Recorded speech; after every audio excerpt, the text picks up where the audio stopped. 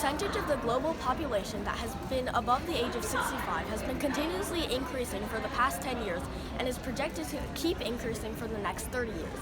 And aging is the biological process in which a bunch of mutations build up into your body and increase your hazards for survival. And aging is the most important risk factor that is associated with many age-related diseases, such as cancer, cardiovascular disease, and Alzheimer's disease. And aging and age-related diseases accounts for around 2/3 of deaths worldwide and at a higher rate of 90% in more developed countries such as the US. The aging process can be affected by both genetic and non-genetic factors. And those non-genetic factors can potentially be explained by epigenetic mechanisms. And epigenetics refers to changes in the genome that do not involve direct changes in the DNA sequence. And many epigenetic markers, such as DNA methylation and telomere length, have been widely known to be associated with age acceleration and age-related diseases. So telomeres are the repetitive non-coding DNA components at the end of the chromosome, and the telomeres tend to shorten every time a DNA duplicates due to the end replication problem and oxidative stress. And telomere attrition has been widely reported to be associated with increased morbidity and mortality of various age-related diseases. So DNA methylation is the process in which methyl groups are added to the DNA molecule, and those methyl groups can change the activity of the DNA without directly changing the sequence. And recently developed indexes of cellular age based on DNA methylation data are being used to study the factors that influence the rate of aging. And my research question was, are the epigenetic markers, telomere lengths, and DNA methylation related to all-cause mortality? And my hypothesis was that both telomere lengths and DNA methylation are significantly associated with all-cause mortality. So the first step in my research process was to conduct a literature search on PubMed. And from that literature search, I got 27 studies to use for my telomere length meta-analysis and 15 studies to use for my DNA methylation meta-analysis. After I found all of these studies, I had to extract the data from each of the studies, and the data can be shown in these two charts.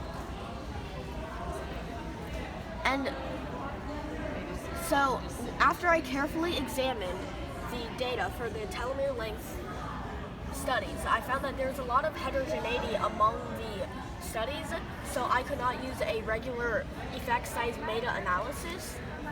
So then I had to use a less powerful z-statistic meta-analysis that uses the z-score, which is the effect size divided by the standard error instead of the effect size.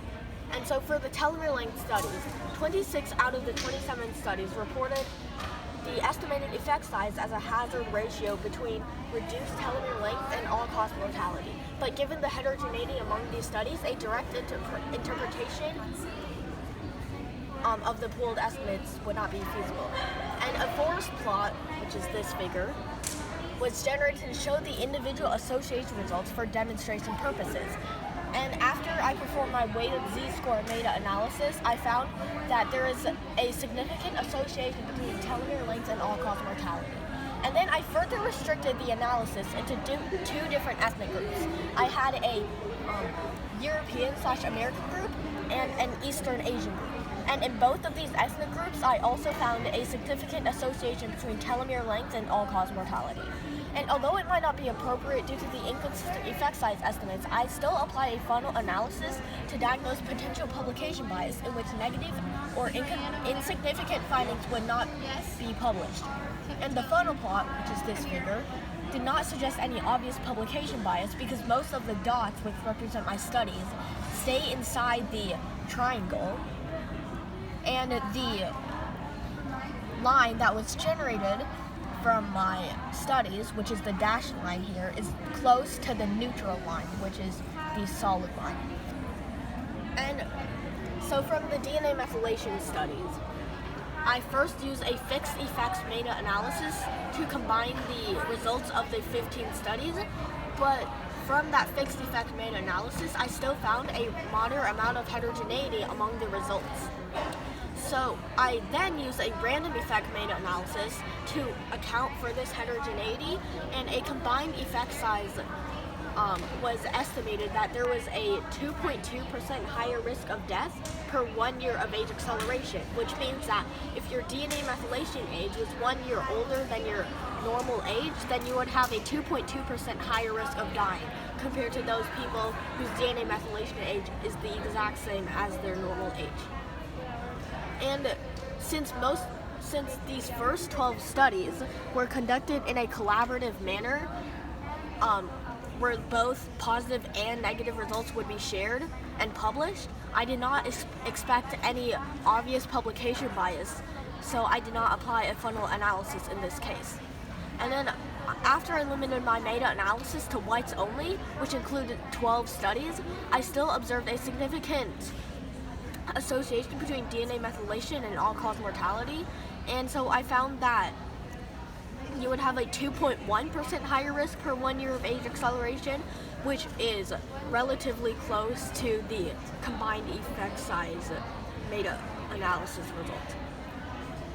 So in this project, I carried out an extensive literature review on epigenetic markers and aging, and using a meta-analysis approach, I observed a significant amount of association between telomere length and all-cause mortality as a proxy for aging from a total of 27 individual studies.